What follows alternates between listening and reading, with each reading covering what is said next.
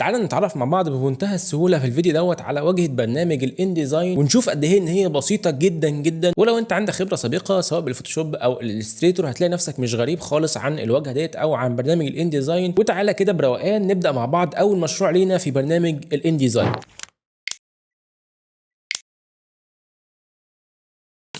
السلام عليكم ورحمه الله وبركاته. يا هلا والله، انا عمرو عطله. بسم الله الرحمن الرحيم. كده احنا كنا اتكلمنا مع بعض عن شويه مبادئ واساسيات في برنامج الانديزاين، بدانا مع بعض نفهم ايه القائمه بتاعه النيو دوكيمنت ديت كده، واتكلمنا مع بعض عن كل الحاجات اللي هنا ديت في النيو دوكيمنت ديت في الفيديو اللي فات برضه، عشان لو انت مش متابع معانا فدي القيم لو انت عايز تبص عليها كده وتطبق نفس القيم اللي انا شغال بيها. فدي ورقه E4، انا جايب ورقه E4 وعملت لها اورينتيشن بالعرض. احنا هنشتغل على ورقه واحده فمحتاجين بيج واحده اورينتيشن بالعرض. المارجن بتاعنا زي ما هو تمام، مش محتاجين كولوم، هنخليها واحد عادي. ومحتاجين نوضح مع بعض حته البليد اكتر، فهنيجي هنا نحط ال 3 ملم بليد. حطينا البليد هنا، ده كده ده البليد وده المارجن بتاعنا، وبس كده. ده كده كل اللي احنا محتاجينه، مش هنحط سلاج ولا هنحط كولوم. وبندوس مع بعض كرييت ويفتح معانا اول مشروع لينا في برنامج الانديزاين زي ما احنا شايفين كده. ويا صديقي الواجهه ديت تعتبر واجهه يعني عمليه جدا جدا وبسيطه جدا، ولكن تعالى مع بعض كده نفهم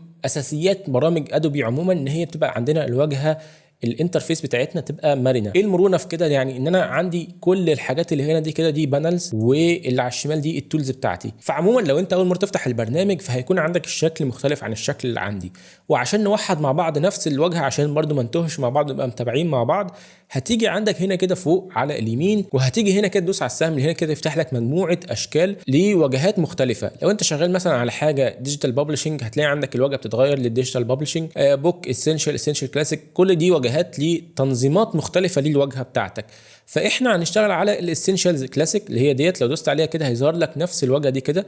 طب تعالى كده نغير مثلا، نخليها لو احنا نعمل حاجه تايبوجرافي، هتدوس كده هتلاقي غير لك شكل الواجهه كده، حط لك البانلز اللي انت هتستخدمها في التايبوجرافي اكتر، رصها لك كده، جاب لك الحاجات اللي هتساعدك في التصميم في التايبوجرافي اكتر. كلها عباره عن تنسيقات يعني حسب اللي انت بترتاح فيها للشغل. فاحنا هنغير هنا دي كده، هنخليها على اسينشالز كلاسيك. وزي ما قلنا ان الواجهه بتاعتنا مرنه جدا، فمثلا انا عندي الجزء اللي على اليمين ده اتكلمنا قلنا عليه، ده البانلز بتاعتي. فمثلا البانلز ديت اللي هي اللي بتساعدني في الديزاين دي مش كل البانلز اللي عندي في البرنامج. مثلا على سبيل المثال في بانل عندي دي مهمه في الشغل عندي اللي هي بيجز دي. البانل اللي اسمها بيجز دي كده هتك عليها كليك يمين وهعمل لها كلوز، فبقت مش ظاهره عندي في الواجهه زي ما احنا شايفين كده. ايه المفروض تبقى موجوده معايا هنا كده في البانلز هنا. فمبدا عام برضو لو انت عارفه او ما تعرفوش، ان انت اي بانل عندك مش ظاهره في الانترفيس في واجهه البرنامج بتلاقيها عندك في قائمه ويندو هنا كده، تك على قائمه ويندو وهنا بيفتح لك كل البانلز اللي ممكن تشتغل بيها في برنامج الانديزاين. اللي انت محتاجه دلوقتي بتظهره، واللي انت مش محتاجه بتسيبه مخفي. فاللي انا محتاجه دلوقتي البانل اسمها بيجز دي كده، لو انا اتكيت عليها كده هلاقيه فتحها لي هنا كده زي ما احنا شايفين تاني، رجعها لي في المكان بتاعها. انا محتاج اخفيها دلوقتي فهو تك على السهم ده كده اختفت. محتاج افتح اللايرز بتاعتي اللي هي الطبقات بتاعتي، هدوس عليها كده فتحت. لو انا عايز البانل بتاع اللايرز دي كده مفتوحه بره على طول فهشدها كده وهسيبها هنا كده. عايز افتحها يبقى شايفها قدامي كلها فهدوس على السهم الصغير اللي هنا كده اللي هو بيقول لك اكسباند بانل، تكيت عليها كده هلاقيه فتح لي البانل بتاعتي كده عشان ابقى شايف كل اللايرز بتاعتي كل الطبقات بتاعتي زي ما احنا هنشوف باذن الله واحده واحده.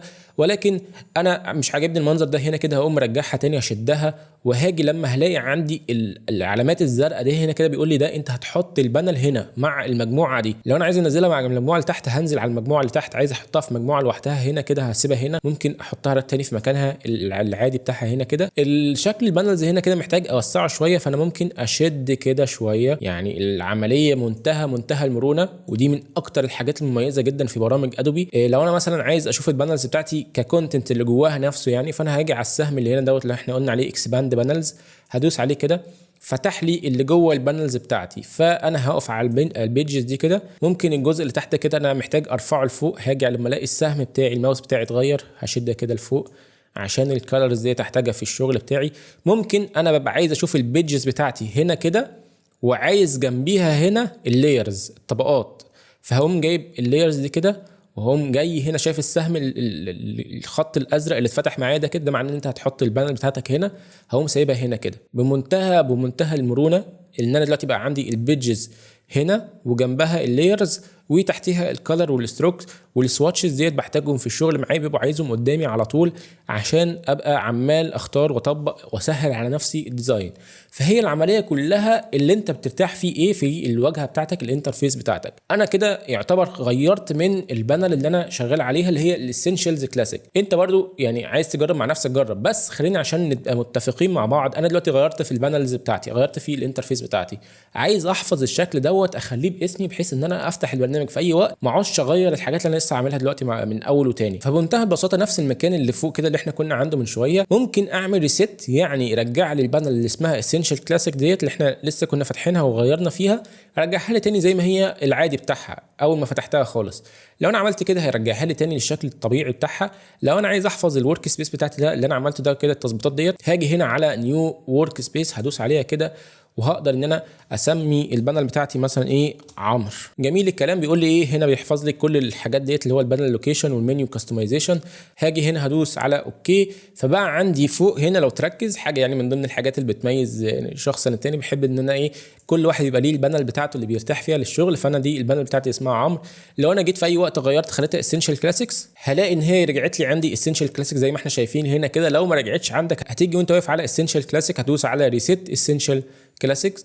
عايز ترجع تاني على البانل اللي انت مسميها باسمك هتدوس على البانل اللي انت مسميها باسمك، الورك سبيس قصدي اللي انت مسميها باسمك، فبترجع لك كده نفس التظبيطات اللي انت مظبطها. خلينا نشتغل مع بعض على الاسينشالز كلاسيك وبالمنظر ده كده. دي الواجهه بتاعتنا، واتفقنا ان الجزء دوت بيبقى فيه البانل او الحاجات الايقونات اللي احنا بتساعدنا في التصميم بتاعنا. هنشوف واحده واحده باذن الله في الشغل. في الجزء اللي على الشمال هنا ده كده ده التولز بتاعتنا، الادوات بتاعتنا. ممكن تشوفها بالمنظر ده كده من هنا برضو او بالمنظر ده كده المنظر العمودي. انا بحب اشوفها بالمنظر العمودي ده كده زي ما احنا شايفين. وبرضو كل التولز ديت ممكن تكون انت ليك يعني سابق معرفه بحاجات شبه يعني شفتها قبل كده في اي برامج تانية، وهي يعني مفيش اي اختلاف خالص. هتشوف ان العمليه هنا بسيطه جدا في الانديزاين. هو الميزه بتاعت البرنامج الانديزاين ان هو ذكي جدا في التعامل مع الحاجات الكتيره. فمن ضمن الاساسيات برضو في الواجهه بتاعتنا الجزء اللي فوق ده كده، الجزء اللي فوق ده يعتبر الكنترول بانل بتاعتنا. الكنترول بقى اللي هو ايه، لو انا اخترت اي اداه من هنا بلاقي عندي شويه يعني قيم او حاجات بتظهر عندي هنا فوق. من ضمنها مثلا لو وقفت على التايب تول دي كده بلاقي عندي الجزء اللي فوق ده البار اللي فوق ده كده اتغير معايا.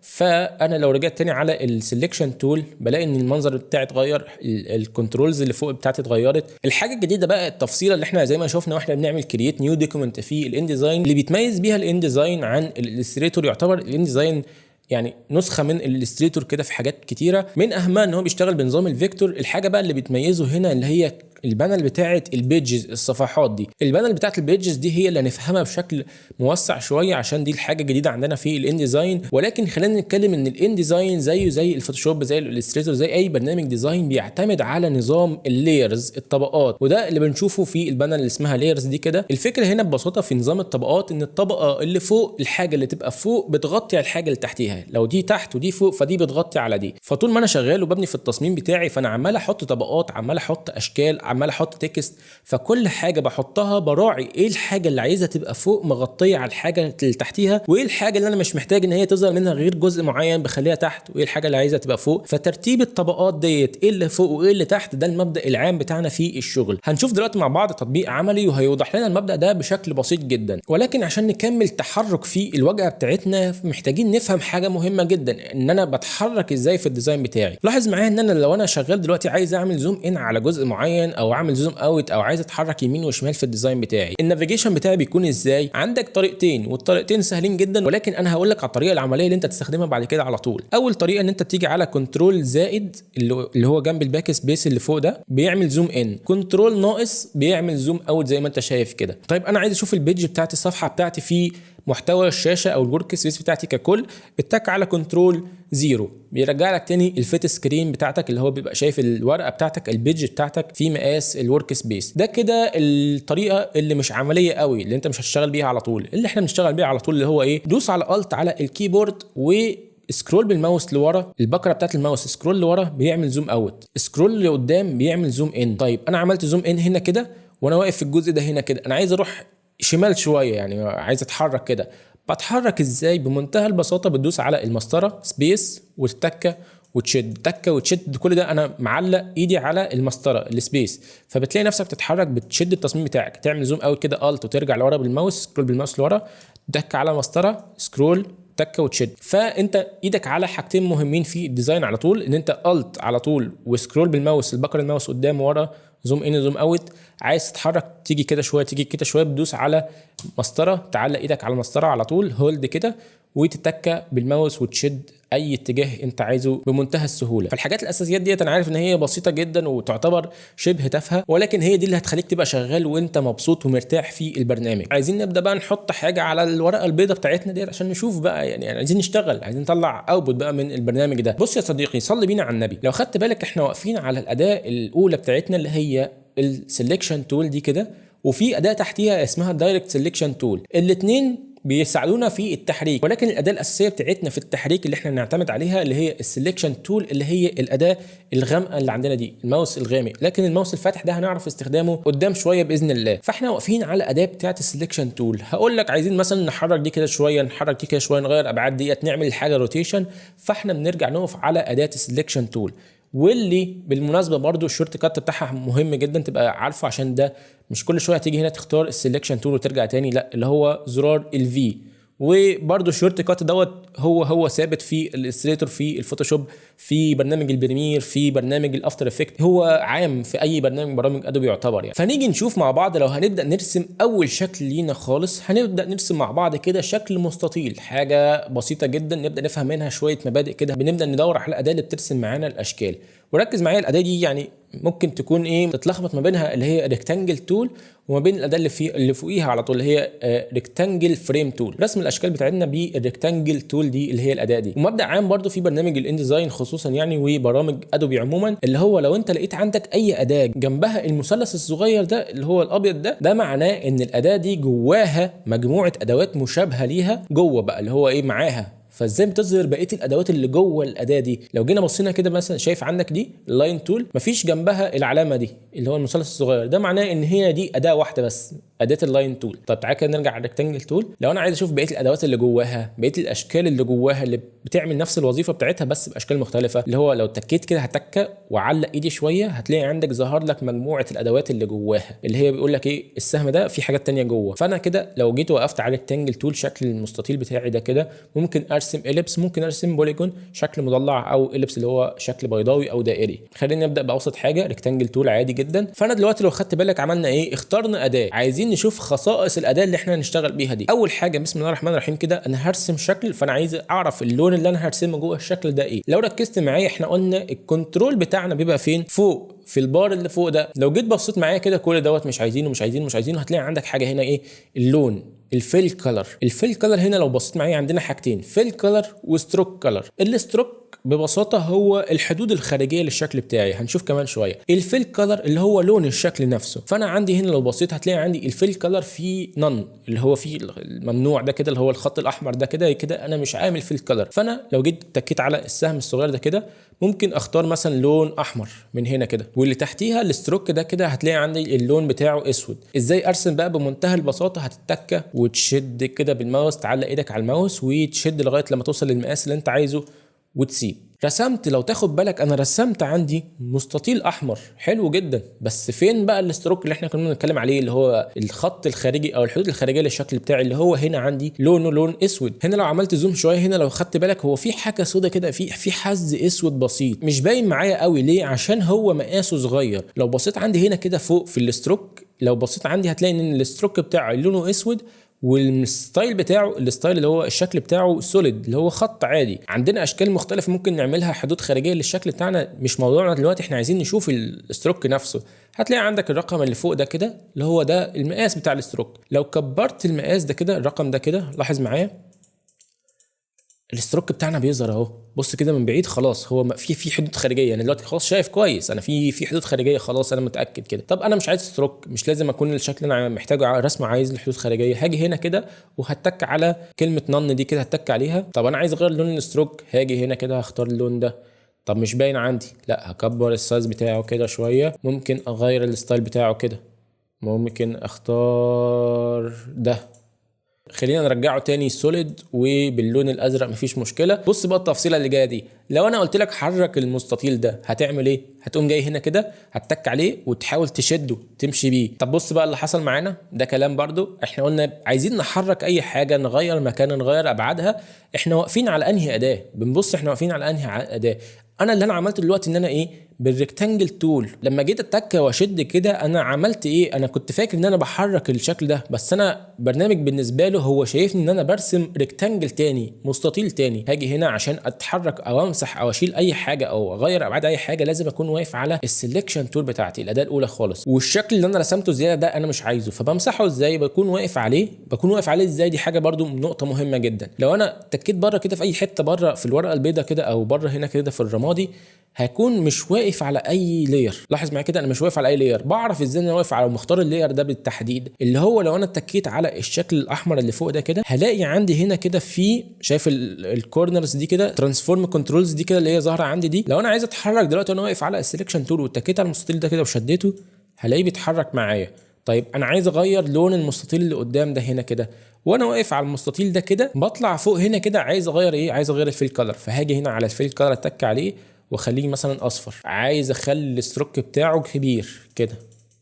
طيب انا بقول لك دلوقتي حرك المستطيل الاحمر، فبتعمل ايه؟ بالسلكشن تول بتكون واقف على الاداه بتاعت السلكشن تول وتيجي تتك على المستطيل الاحمر، تتك عليه وتبدا بقى تحركه تشده، عايز تجيبه هنا تجيبه هنا. بقول لك ايه، عايزك تغير المستطيل الاصفر دوت تصغره شويه. ازاي تصغره شويه؟ اول حاجه لازم تكون مختاره نفسه، فانا بكون مختار المستطيل كده اتك عليه. فانا دلوقتي عملت ايه؟ تحديد للمستطيل ده. عايز اغير ابعاده بقى، عايز العب فيه شويه، فبتيجي على اي كورنر فيه. لاحظ معايا اول ما باجي على الكورنر كده بتلاقي الماوس بتاعك اتغير كده. انت هتغير ايه؟ الطول والعرض، اللي هو هتبدا ان انت ايه، تغير ابعاده ده كده. لو انا مثلا ايه عايز اصغره كده شويه، بقول لك بقى الشكل ده بقى كده، لو اقول لك ايه اعمل له روتيشن، الشكل ده كده معناه اللي هو الربع دايره ده معناه ان انت هتبدا تلف الشكل بتاعك سواء كده او كده، اللي هو لو وقفنا كده شويه بره شويه بالماوس بره شويه كده انت هتعمل روتيشن. لو اتكيت دلوقتي وشديت هلاقي الشكل بتاعي بيلف. طيب انا لفيته كده، عايز ارجع على الخطوه ديت هعمل ايه؟ كنترول زد، برجع زي كنترول زد، كمان كنترول زد، رجعت للشكل بتاعي زي ما كان. اللي احنا شايفينه دلوقتي حاجه بتوضح لنا مبدا مهم جدا. انا رسمت المستطيل الاصفر بعد المستطيل الاحمر، فبالتالي اي لاير برسمه بيتحط فوق اللاير اللي كان موجود او اي لايرز كانت موجوده قبل كده. الحاجه الجديده بتغطي على الحاجه القديمه، فبالتالي اللي انا شايفه دلوقتي ايه؟ ان المستطيل الاصفر فوق المستطيل الاحمر. بديهي جدا لانه ايه، مغطي على جزء في المستطيل اللي وراه. طيب انا دلوقتي عايز اشوف الموضوع ده بشكل عملي اكتر. فلو جينا وقفنا على بانل اللايرز دي كده هلاقي عندي هنا ايه، لاير 1. لو فتحت اللاير 1 ده، شايف السهم الصغير ده كده، لو فتحت السهم ده كده هتلاقي عندك ايه، شكلين. لو انا عايز اختار اي مستطيل فيهم، اي شكل فيهم، مش مجرد ان انا واقف على الريكتانجل او اللي هو في عندي هايلايت ازرق كده ان انا مختاره، لا لازم اكون واقف على الجزء ده كده اللي هو المربع الصغير هنا ده كده. لو وقفت عليه هتقول لك ايه، كليك تو سيلكت ايتم. لو انا اتكيت على المربع الصغير ده كده عملت تشيك عليه بلاقي ان هو عمل تحديد على المستطيل اللي تحت اللي هو ايه، الاحمر، صح كده؟ طب انا عايز اعكس ترتيبهم، عايز اخلي ده فوق ده. بمنتهى البساطه هتقوم شدد الريكتانجل اللي فوق او اللاير اللي فوق جايبه تحت اللي تحتيه كده وتسيب. بنفس المنطق برضو لو انت عايز ترجع الشكل تاني ممكن تجيب ده هنا وتنزله تحت ده كده. حاجه كمان برضو في اللايرز اللي هو اللي احنا قلنا لما بنيجي نختار اللاير ممكن نختاره من هنا كده، ولكن انا بفضل ان انت لو عايز تختار اي لاير عندك بتختاره من هنا كده على طول، بتتك عليه بالسلكشن تول، تتك عليه وتبدا ان انت تشد بالمنظر ده. طيب في ساعات بيبقى في عندك مشاريع كبيره بتحتاج ان انت تكون عارف اللاير بتاعك فين او مسميه عشان بتبقى الحاجات متداخله مع بعضيها. طيب انا لو في لاير عندي عايز مثلا اخفيه شويه عشان اكمل شغل وبعد كده عايز اظهره في الاخر بقى، مش عايز اشوفه معايا في الديزاين دلوقتي، بتيجي عندك في علامه العين هنا دي كده.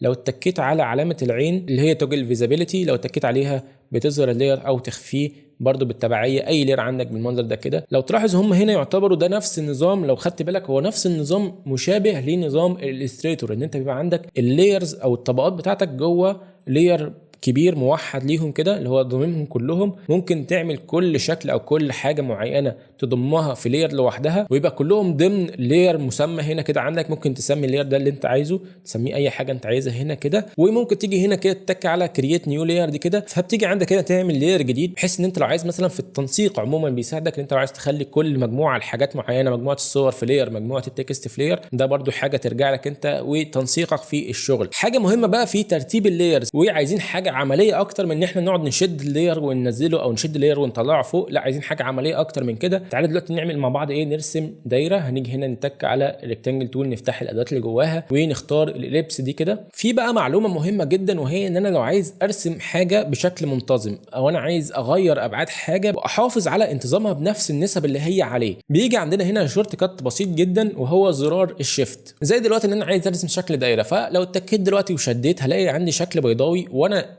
مش متك على حاجه غير الماوس، فبلاقي عندي الموضوع يعني سايح في بعضه. انا مش عارف انا دلوقتي الدايره بتاعتي ديت كده او الشكل البيضاوي بتاعتي ده كده هل هو دلوقتي وصل للدايره بالظبط ولا لا. لو بصيت في رقم جنبيه كده صغير بيقول لك ايه العرض كام والارتفاع كام، ده بيضمن لك بشكل يعني كروكي كده لو انا عملت يعني دلوقتي وصلت بالظبط اللي هو 40 ملم عرض و40 ملم ارتفاع، ده كده بشكل يدوي. لكن الحاجه اللي هتساعدك لو انا مثلا بتحرك كده ومش عارف اظبط الطول والارتفاع مع بعض، هدوس على زرار الشيفت كده. بمجرد ما دوست على الشيفت لاحظ معايا بيقوم عامل لك الارتفاع زي العرض، ايا كان بقى حركه ايدك بالماوس عامله ازاي، هو الارتفاع ماشي مع العرض. فانت كده ضامن ان الشكل بتاعك دوت شكل منتظم، او اللي انت عايز تعمله ده شكل محافظ على النسب بتاعته. هسيب كده هلاقي نفسي رسمت دايره منتظمه، متاكد ان هي شكل منتظم معايا. هغير لونها كده، هخليها لون اخضر، وهخلي من غير ستروك، هلغي الستروك بتاعها كده. وتعالى نحرك الدايره بتاعتنا. ولكن خلي بالك دلوقتي بقى احنا ما بنحركش اي حاجه غير لما ندوس على زرار الفي اللي هو نرجع على السلكشن تول ونختار الاداه بتاعتنا. هنيجي نحرك الدايره بتاعتنا كده. هقول لك كبرها لي شويه. كبرها ازاي بقى؟ تيجي على اي كورنر فيها كده وتتكه وتشد. لا انت دلوقتي بص بقى بتشد ايه بشكل عشوائي، هتلاقي عندك الطول غير الارتفاع. لا انا عايزك تحافظ ان هي تبقى دايره معاك ايا كان بقى، غيرها كبرها صغرها. فزي ما اتعلمنا ان احنا ندوس على زرار الشيفت وكبر براحتك، سواء ايدك جت كده ايدك جت كده، هو كده كده الطول زي الارتفاع نفس النسبه بالظبط. فهتعمل ايه وانت مختار الشكل بتاعك كده اللي هو الدايره؟ كليك يمين عليه، بتلاقي عندك حاجه اسمها الرينج. في عندك سند باكورد وفي عندك سند تو باك اللي هو في الاخر خالص. سند باكورد ديت اللي هو ايه رجعه لي خطوه ورا. طب سند تو باك اللي هو رجعه لي خليه لي اخر حاجه، اخر لير خالص في اللايرز كلها. فلو انا اخترت سند باكورد كده هتلاقي عندك الدايره رجعت ورا المستطيل الاصفر اللي هو وراها. كمان مره كليك يمين وتختار الرينج، بتلاقي عندك يا اما تعملها برينج تو فرونت اول لير فوق خالص، او تتك على برينج فورورد طلعه لي لير قدام خطوه قدام، او تتك على سند باكورد او سند تو باك اللي هو زي ما احنا شفنا من شويه. سند تو باك ده هيرجعه لي اخر لير خالص. وطبعا اللي هم اول اختيارين دولت ظهروا معانا عشان دلوقتي بقى في حاجه قدامها اللي هي الدايره بقت فيه ليرات قدامها. دي طريقه حلوه ممكن تشتغل بيها مفيش اي مشكله خالص. ولكن اللي انا عايزك تشتغل بيه اللي هو الشورت كات بتاع برينج فورورد وسند باكورد، اللي هو ايه كنترول وسهم شمال او سهم يمين اللي هم جنب الانتر كده، اللي هو كنترول سهم شمال كنترول سهم يمين. ده هيعمل لك فورورد وده هيعمل لك باكورد. ده احسن لك بكتير في الشغل في الشورت كات، احسن بكتير من ان انت تقعد تك على برينج فورورد وباكورد اللي هو بتطبيق عملي جدا. انا دلوقتي واقف على الدايره، كنترول سهم يمين رجعها لي ورا، كمان كنترول سهم يمين رجعها لي ورا خالص، ما بقتش باينه. ولكن هي الدايره عندي موجوده، هي ما اتمسحتش، هي موجوده. هطلعها تاني كنترول سهم شمال هطلعها لي قدام، كمان مره هطلعها لي قدام خالص، وهكذا. انا عايز اجيبها كده شويه مثلا ايه، عايزه في النص ما بين هنا عايز اطلع المستطيل الاحمر دوت قدام خالص، فهقوم مختاره هنا كده وكنترول سهم شمال كمان مره فطلع قدام معايا بالمنظر ده. عايز ارجعه اخر حاجه خالص. لو بصيت معايا كده الشورت كات بتاعه ايه كليك يمين فين الرينج وسند تو باك اللي هو ايه بتزود زرار الشيفت بس عشان يرجعه لك على طول اخر حاجه. وكذلك برده بالتبعيه لو عايز تطلعه اول حاجه، فانا دلوقتي عايزين نرجعه اخر حاجه كنترول شيفت والسهم اللي هو بيبص ناحيه اليمين رجعه لي اخر حاجه. عايز تطلعه قدام على طول كنترول شيفت والسهم ناحيه الشمال. وعلى فكره برضو هو نفس المبدا دوت، نفس الفكره بالظبط، هي كاننا نشرح الالستريتور دلوقتي. هو نفس الفكره بالظبط اللي احنا بنعمله دلوقتي هنا ده كده في الانديزاين، هو اللي هنروح نعمله في الالستريتور لو احنا عايزين نغير ترتيب اي لايرز عندي. فلو انت عندك المعلومه ديت ممتاز جدا. لو انت ما كنتش تعرف المعلومه ديت اعرف ان انت دلوقتي وانت بتتعلم الانديزاين بتعرف الالستريتور كمان. تعالى بقى نمسح كل اللي احنا عملناه بقى ده كده، نختار كل اللايرز بتاعتنا. ممكن نختار كل اللاير ازاي بقى وانا واقف على السلكشن تول. احنا ما شرحناش اي ادوات دلوقتي غير السلكشن تول والاداه اللي هي بترسم الاشكال بتاعتنا اللي هي الريكتانجل تول. بقوم عامل ايه، بقوم مختار كده كل الاشكال اللي انا عايز اعمل لها تحديد كده، واقوم عامل لها ديليت. مسحت كل الاشكال بتاعتي بمنتهى البساطه. دلوقتي عايزين نرسم حاجه مهمه جدا، حاجه عزيزه علينا كلنا، واللي دايما بحافظ في كل كورس اعمله ان انا لازم ارسم العلم ده بالتحديد، واحافظ ان العلم دوت نشوفه قدام عينينا بشكل مستمر عشان ما ننساهوش ابدا. فاحنا دلوقتي هنرسم مع بعض علم فلسطين. علم فلسطين بيتكون من مستطيل اسود فوق ومستطيل اخضر تحت، وفي النص هنا كده مثلث احمر. فمحتاجين نرسم اول حاجه عندنا اللي هو مستطيل اسود فوق. فهجيب الريكتانجل تول بتاعتي وهاجي هنا كده، انا مش محتاج عندي ستروك، فانا هقوم لاغي الستروك هنا اعملها نون، والفيل كلر بتاعي محتاج اخليه لونه اسود. هاجي هنا اختار بلاك وهبدا ارسم مستطيل اسود. طيب ركز معايا بقى في الحته دي مهمه جدا. هل انا دلوقتي وانا برسم من اول الصفحه البيضاء بتاعتي ولا برسم من اول البليد بتاعي؟ ودي النقطه بقى اللي كنا بنتكلم عليها وقلنا هتوضح لنا اكتر في الشغل. انا دلوقتي عامل البليد ده عشان احافظ على الديزاين بتاعي لما يجي تخش المطبعه ويتقص. هل الزياده دي بنهملها في محتوى التصميم؟ لا، احنا بنحط فيها محتوى برده زيها زي التصميم، ولكن بنبقى عاملين حسابنا ان الحاجات ديت ممكن تتقص. هاجي هنا هرسم مستطيل بتاعي بالمنظر ده كده. لاحظ معايا انا مراعي ان البليد بتاعي جوه الديزاين حاطط له برده جزء من الباك جراوند، وده اللي احنا قلنا عليه مهم جدا في البليد. انا لو عامل بليد انا عارف ان ده هيتقص بس مش بهمله في الباك جراوند. عايز اعمل نفس المستطيل دوت بس تحت اخضر. هل ارسم تاني مستطيل بالريكتانجل تول واشد وارسم كده؟ ممكن تعمل كده، ولكن عشان تبقى الموضوع بتاعك بشكل دقيق اكتر، شكل منظم اكتر، احنا عملنا بالفعل مستطيل باللون الاسود. ممكن تاخد منه كوبي. ازاي ناخد كوبي من اي حاجه؟ عندنا كذا طريقه. ممكن ان انت تعمل ايه، كنترول سي كنترول في، اللي هو ايه، كنترول سي كوبي كنترول في بيست كده بالمنظر ده كده، وتبدا ان انت تشد عندك المستطيل بتاعك وتحطه في المكان اللي تحت ده هنا كده، وتراعي برده ان هو ايه، مدخل البليد معاك، مدخل البليد زي ما انت شايف هنا كده. كل اللي عليك دلوقتي ان انت ايه، تختار اللاير ده كده وانت واقف على اللاير ده كده، تيجي عند الفيل كلر فوق وتختار اللون الاخضر كده. انا عملت معايا المستطيل تاني. طب في طريقه تانية اللي هو ايه، ممكن وانا واقف على اللاير كده اتك على اللاير كده وهدوس زرار الالت. زرار الالت بيعمل ايه؟ بص معايا كده، الماوس بتاعي بيتغير بالمنظر ده.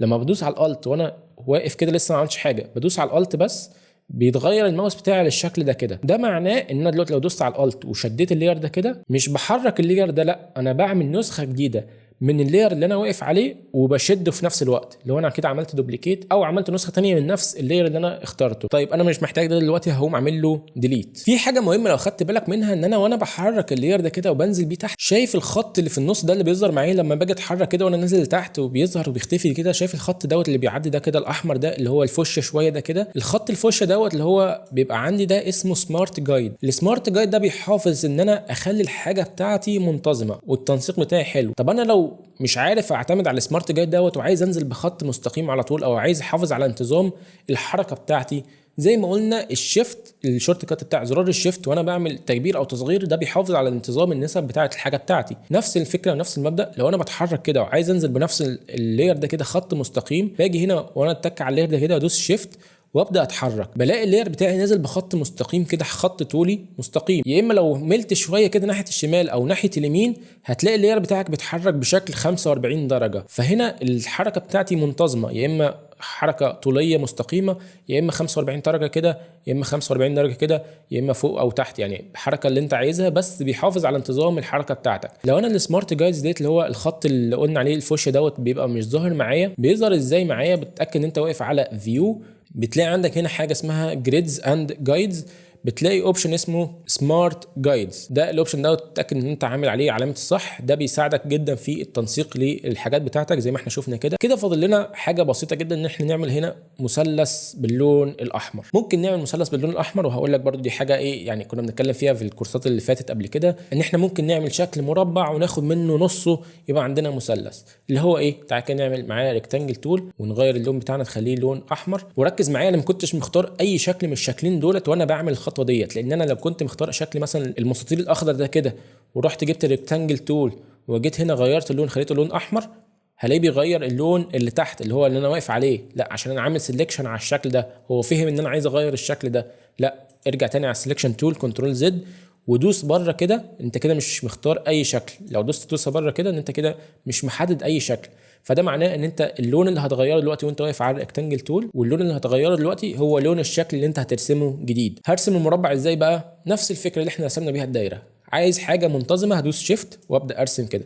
ده بقى معايا مربع. بقول لك المربع ده، انا لو خدت بالك المربع لو قسمناه بالنص كده، احنا عملنا ايه؟ مثلث كده ومثلث كده. ده بالظبط اللي احنا عايزين نعمله، هو حاجه بسيطه جدا ان احنا هنقسم المربع ده بالنص. طيب عشان نفهم برضو حاجه مهمه عايزك تفهمها في الان ديزاين، انا عاملها كده مخصوص عشان عايز افهمك حاجه معينه. هجيب السلكشن تول وعايزين نلف ده زاويه 45 درجه. لو وقفت على الكورنر كده زي ما اتفقنا، بص كده وقفت على الكورنر، الماوس بتاعي بالشكل ده كده، معناه ان انا هلف. هدوس كده وهبدا الف كده. انا مش عارف الزاويه بتاعتي كام، يعني انا ممكن ارسمها بشكل ايه، عشوائي، ولكن عشان احافظ على الانتظام بتاعتي وابقى عارف الزاويه بتاعتي منتظمه ازاي، هدوس على الشيفت. الله ينور عليك. هدوس شيفت وهبدا الف كده. اول لفه على طول جاب لي ايه؟ سالب 45. لو لفيت الناحيه الثانيه اول لفه 135 اللي هو بنطرح 45 او بنزود 45. هنيجي هنا كده وهنسيب. انا كده متاكد ان الزاويه بتاعتي دي مظبوطه كده بالظبط. هقوم شادد الشكل بتاعي ده كده بالسلكشن تول وهجيبه هنا كده. طيب انا عايز احافظ ان الشكل بتاعي يبقى منتظم بالظبط، فانا هحط الراس الاولانيه اللي تحت دي هنا كده على اول البليد، مش اول الديزاين بتاعي هنا كده. كده انا حاطه على اول ايه؟ الديزاين. شايف؟ لاحظ معايا ده اول الديزاين. لا انا عايز الشكل بتاعي يبقى على اول البليد كده. وهقوم جايب الراس اللي فوق دي كده، النقطه اللي فوق دي كده، وهحطها على اول البليد اللي فوق. بس في حاجه، بس تعالى نتاكد انها. هعمل زوم ان زي ما اتفقنا، الت وسكرول بالماوس لقدام. عايز اتحرك اجي كده شويه، هدوس مسطره وابدا اشد. تمام، النقطه ديت على نفس النقطه بتاعت البليد. تعال نشوفها من فوق، مسطره واشد واطلع لفوق كده. النقطه ديت بعيده شويه، هتدوس الت وسكرول لقدام شويه عشان ازوم شويه. ولاحظ معايا كل ما بزوم ما بشوفش بيكسلز، ما بشوفش نغمشه للشكل. الشكل بتاعي فيكتور، ودي حاجه اللي احنا قلنا عليها مهمه جدا. وشبه الالستريتور، الانديزاين معتمد على نظام الفيكتور.